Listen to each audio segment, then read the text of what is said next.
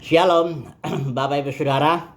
Renungan kita pagi hari ini masih menyambung cerita kita mengenai perjalanan Israel dari Mesir, Padang Gurun, dan Tanah Kanaan. Tetapi kita saat ini mau merenungkan mengapa generasi pertama itu gagal dan mati di Padang Gurun.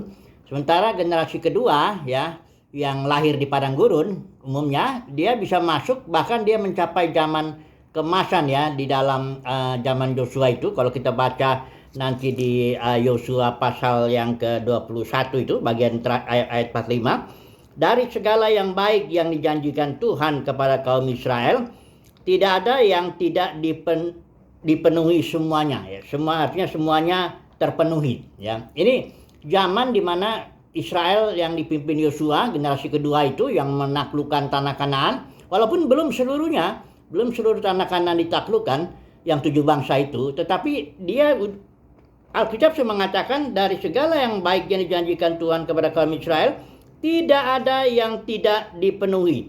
Semuanya terpenuhi. Ini berarti suatu zaman di mana kepemimpinan Yosua mencapai puncaknya lah katakan.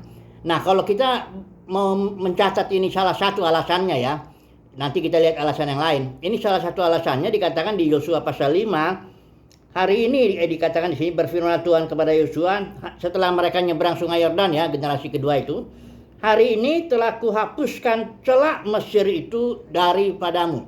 Artinya kecintaan Israel terhadap Mesir ya, terhadap kenikmatan yang ditawarkannya dan sebagainya itu tidak ada lagi. Ya, mereka tidak akan ingin kembali ke Mesir sama kecuali, tapi kalau generasi pertama itu yang di Padang Gurun, mereka akan cenderung kembali ke Mesir ya. Jadi mereka itu, nah di sini kita coba lihat ya, generasi pertama itu mereka gagal dalam proses Tuhan di Padang Gurun itu karena mereka masih cenderung ke Mesir. Mereka udah keluar dari Mesir, tapi Mesir itu belum keluar dari mereka. Jadi mereka sedikit ada masalah, cenderungnya ayo kita balik lagi lah ke Mesir.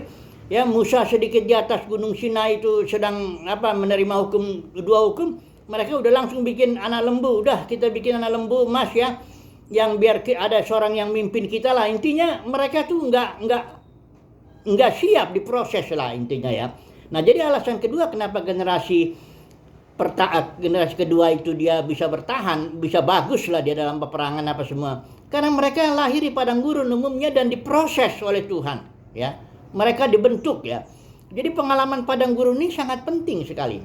Mari saya baca dulu satu kali lagi ya. Apa itu pengalaman Padang Gurun? Apa maksud Tuhan ya dalam proses pengalaman Padang Gurun itu? Saya baca ya dari Ulangan pasal 8, ini sudah dibaca kemarin, tapi saya baca lagi dari versi ELT ya. Dan engkau harus mengingat seluruh perjalanan di Padang Gurun yang Yahweh Elohimmu telah menuntunmu selama 40 tahun ini. Dengan maksud, ini yang pertama tujuannya ya, merendahkan hatimu dan menguji engkau untuk mengetahui apa yang ada dalam hatimu. Apakah engkau memelihara perintah-perintahnya atau tidak. Nanti alasan kedua ini. Dan dia merendahkan hatimu, membiarkan engkau lapar dan membuat engkau makan mana yang tidak engkau kenal, bahkan leluhurmu pun tidak, untuk membuat engkau mengerti. Ini tujuan kedua ya, bahwa manusia hidup bukan dari roti saja, tetapi oleh segala sesuatu yang keluar dari mulut Yahweh. Jadi ada dua tujuan Tuhan mendisiplin itu generasi pertama ya di Padang Gurun. Yang pertama merendahkan hati ya. Jadi orang nggak bisa rendah hati kecuali dihajar, dibentuk, diproses dalam proses Padang Gurun ya.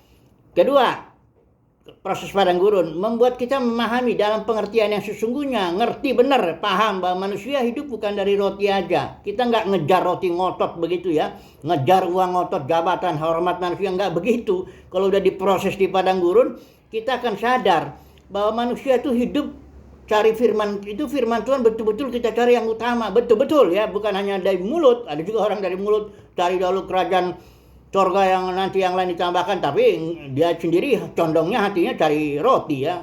Nggak gitu. Ini betul-betul kalau udah proses di Padang Gurun, orang akan betul-betul cari firman Tuhan, betul-betul mengutamakan Tuhan dalam hidupnya ya. Nggak cuma di mulut aja, tapi di batinnya, di hatinya emang betul ya. Nah, jadi inilah alasan kenapa sukseslah generasi kedua itu yang dipimpin Joshua berhasil sukses. Karena mereka didisiplinnya ya sukses. 40 tahun mereka rata-rata semua lahir di situ, didisiplin langsung. Begitu lahir langsung didisiplin padang gurun ya. Diproses semuanya dan dia berjalan dan menaklukkan tanah Kanaan berhasil. Sementara generasi yang pertama yang keluar dari Mesir ini nih generasi yang repot ini ya. Generasi yang selalu nggak siap diproses di padang gurun. Dia berontak, dia nggak percaya, dia ya selalu bertanya-tanya, kenapa ini kok begini, kenapa kurang air, kenapa Musa begitu, kenapa begitu.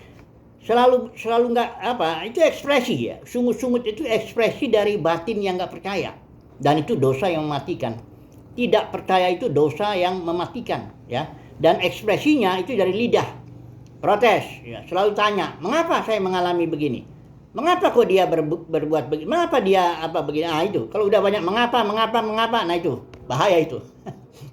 Nah, memang orang Israel selama 40 tahun di padang gurun generasi pertamanya itu nggak beribadah kepada Tuhan.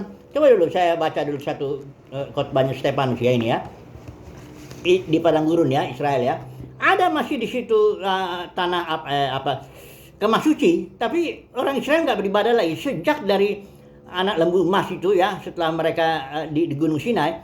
Nah, 38 tahun kemudian itu mereka tidak beribadah. Nah, saya bacakan ya di Kisah para Rasul pasal 7 itu khotbah Stefanus. Apakah kamu mempersembahkan kepadaku korban sembelian dan persembahan selama 40 tahun di padang gurun itu, hai kaum Israel? Tidak pernah, kata Tuhan. Malahan kamu mengusung kemah Molok dan bintang dewa Refan, patung-patung yang kamu buat untuk disembah. Nah, perhatikan ini. Jadi generasi pertama ketika dia buat anak lembu emas itu kasus di Gunung Sinai itu, mereka baru berjalan kira-kira berapa bulan itu ya, 3 atau 6 bulan ya, 4 bulan kali ya, sampai ke Gunung Sinai dari Mesir. Nah itu dari sejak itu sampai mereka didisiplin 40 tahun, itu tidak pernah mereka beribadah kepada Tuhan lagi. Ya, muter-muter aja sana, mungkin berontak sana berontak. Enggak ini ya, gagal lah intinya itu gagal lah proses padang gurun. Padahal proses padang gurun itulah kunci keberhasilan generasi kedua itu yang mereka lahir di padang gurun, mereka dibentuk, mereka diproses di situ, mereka jalani itu. Joshua, Kaleb juga memimpin, ngikut itu, diproses juga di situ, direndahkan hatinya, mereka cinta Tuhan, cari firman Tuhan ya. Jadi kesimpulannya apa, saudaraku? Kesimpulannya begini. Proses padang gurun itulah yang sangat penting bagi kita ya. Itulah yang membuat hati kita menjadi rendah ya, rendah hati yang sesungguhnya ya, bukan hanya mulutnya kelemar-kelemar kayak gayanya kayak lemah lembut ngomong, nggak begitu. Memang batinnya rendah hati ya. Betul-betul karena proses padang gurun. Satu ya. Yang kedua, kita menjadi utamakan Tuhan. Betul-betul kita hidup cari firman Tuhan ya. Benar, nggak cuma di mulut, enggak. Benar-benar kita nggak cari uang, jabatan, hormat manusia. Kita butuh semua kebutuhan jasmani, tapi tetap firman Tuhan kita utamakan. Kita nggak cari muka, nggak cari istilahnya cari popularitas atau apa, enggak. Betul-betul disiplin padang gurun itu berhasil. Kita betul-betul cari firman Tuhan. Nah ini dia. Baru kalau kita jadi kesimpulannya, semogalah kita mendapat kasih karunia untuk berhasil dalam proses perjalanan padang gurun kita. Ya, masing-masing orang beda, ada bedanya dibentuk lewat penyakit, ada lewat keluarga, ada lewat pekerjaan, ada lewat macam-macam. Itu soal proses, jangan tanya ya. Jangan bertanya mengapa, itu pertanyaan itu berbahaya itu. Jangan tanya mengapa saya begini, mengapa persoalan ini, jangan tanya mengapa. Percaya saja, itu kuncinya. Lewati dengan tekun, percaya saja, Tuhanlah yang memproses kita. Nanti hasilnya kita lihat, kita akan dapat warisan di tanah Kanaan itu. Kalau Israel warisan di tanah Kanaan, kalau kita kepenuhan Kristus, ketika kedatangan Kristus 2 kali, kita akan dipermuliakan di sana. Jadi semoga lah ya kita mendapat kasih karunia untuk berhasil dalam proses Tuhan ya. Haleluya, amin.